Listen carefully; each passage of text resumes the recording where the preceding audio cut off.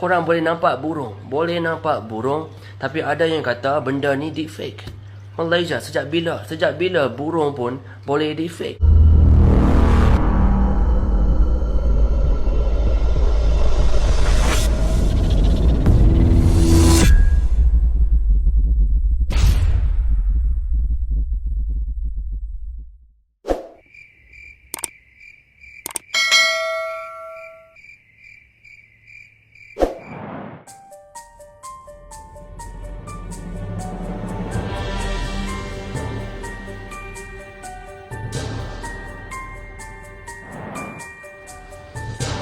Caprice mempertahankan tindakannya mengajuk aksi lucah dan tidak senonoh seorang lelaki mirip pendakwah bebas popular tanah air.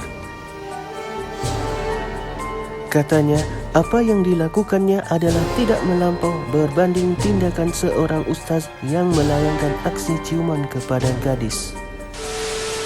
I know some of you guys are like, Caprice, you're going too far, Caprice. Sampai nak menganjing dia. You're going too far, Caprice. A few artists Malaysia yang baru pakai serban pun bagi tahu Caprice, you're going too far, Caprice.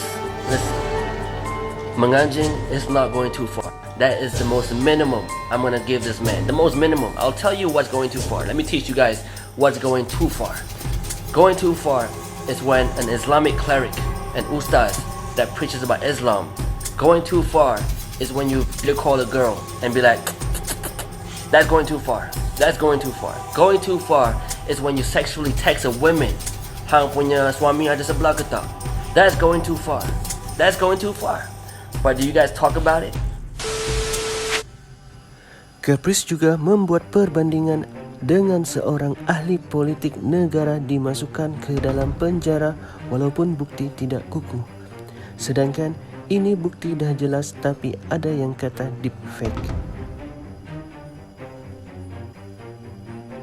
You know what's crazy, Malaysia?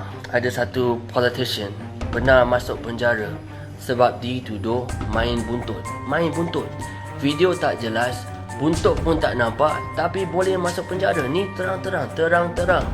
Korang boleh nampak burung, tapi ada yang kata benda ni deepfake.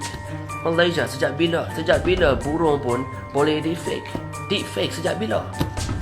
Listen, kalau korang baca Quran dan hadith, akhir zaman, orang yang betul tak nampak betul. Orang yang tak betul nampak betul. Akhir zaman. Welcome to akhir zaman.